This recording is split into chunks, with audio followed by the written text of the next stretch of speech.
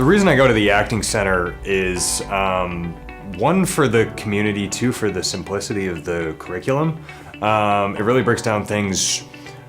really simply of what acting is about. I think the acting center really gives you the tools to solve your own problems, and it does make you your own person when you're on set, because as anyone who's done film or television or plays, there's always these adjustments that are being made because it's collaborative art, and being able to work with other people does require flexibility as well as staying true to the character that you want to do and doing your art. So I think the Acting Center really gives you the tools to understand how to stay true to what you're doing, as well as working with others.